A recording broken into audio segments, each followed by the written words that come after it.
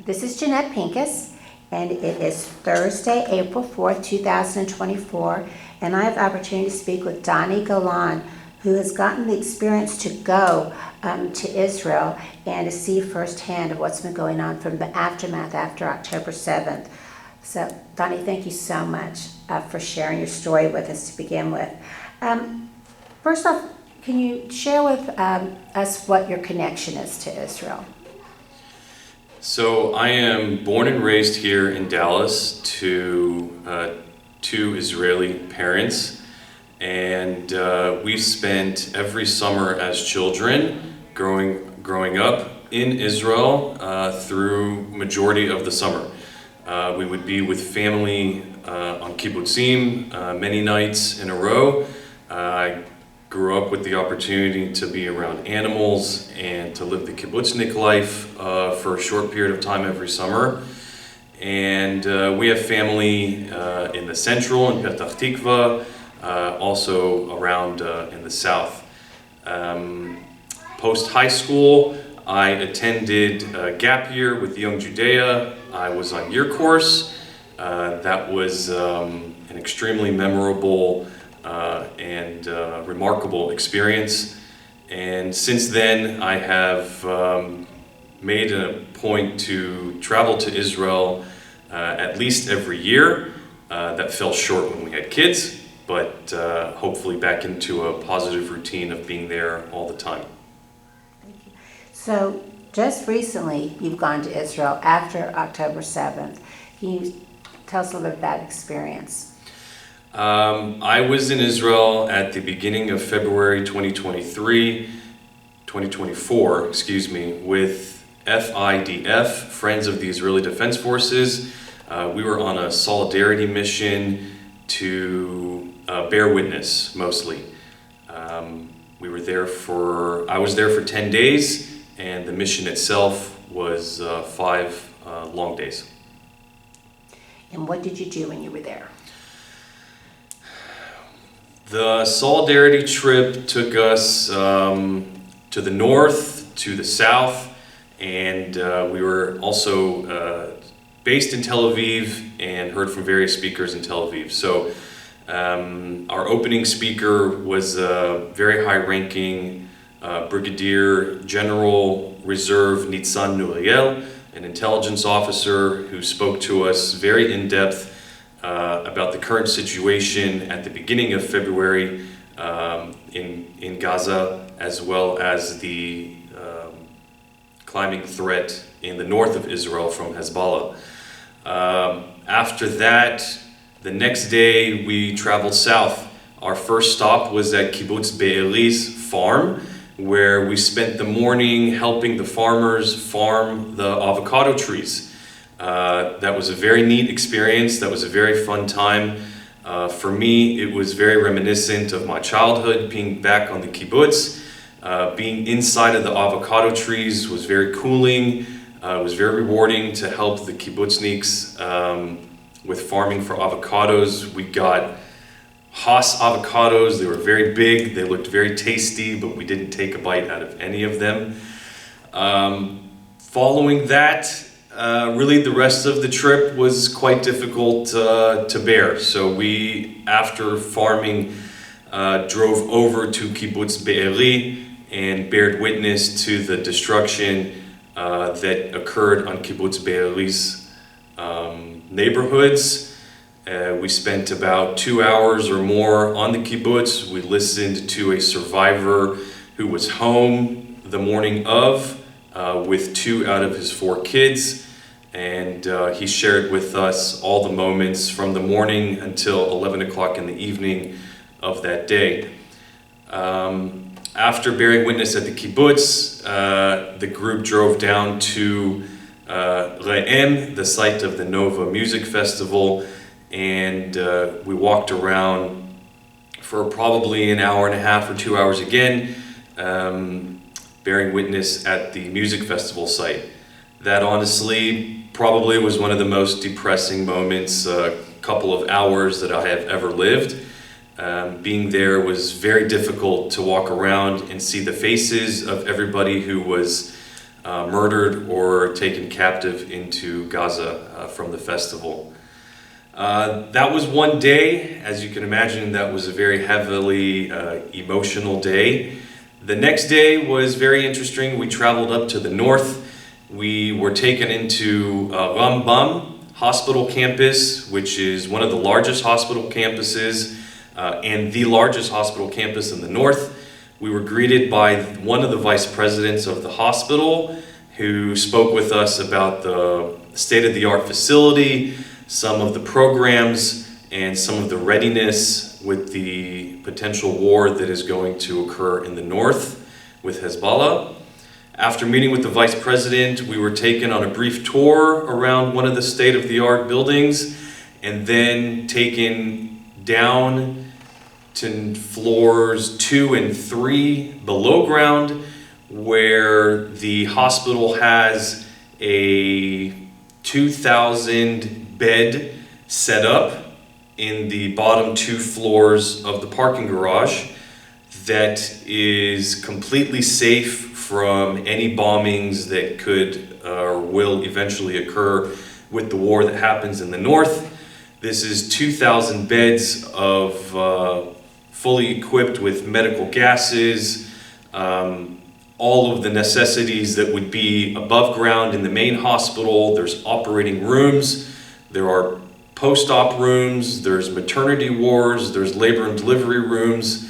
There is a fully functioning hospital for 2,000 patients, 2 floors below ground, with blast doors that keeps everybody safe for at least 72 hours, if not longer. After traveling from Rambam Hospital, we were taken a little bit south in between Haifa and Tel Aviv to Elbit Defense Ministries, which is Israel's largest defense contractor. We sat down with one of the vice presidents of Elbit Defense Contractors, who spoke with us about the technologies that they create for the Israeli Air Force, about the rockets and missiles that they create for the Israeli Defense Forces and for the Israeli Air Force and for the Navy. They spoke with us a lot about production, backlog, and showed us some of the really neat technology that they have created for the fighter jets that are used in Israeli fighter jets and also in American fighter jets. After traveling to the south and after traveling to Haifa, we spent a day in central Tel Aviv. We listened to one of the hostage survivors who was at the Nova Music Festival. She recounted her story for us in depth, where she begged for her life to multiple different terrorists who then eventually took her captive into Gaza. She spent 54 days and was brought home in the first hostage exchange. And listening to her story in a private setting in Tel Aviv was very moving and very sad. And she is hopefully going to be traveling. Her name is Molan. I don't remember her last name, but her story is going to be shared with Americans through FIDF's gala events as this year continues.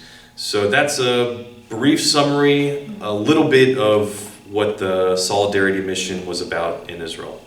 How many from the Dallas area went? From the Dallas area on the FIDF Solidarity Mission, we were 4. Okay. And did you go with your dad on this one? I traveled with my father, Moshe. The other Dallas sites was our local director, Jeanette, and another mom who currently has a son active in IDF. Okay. And did you go in with another group once you were there? We met about 11 other FIDF donors who were from the central region of America. Okay, thank you. Based on the experience that you have, what did you feel like you wanted to bring back when you saw back to our community here, Jewish and non-Jewish?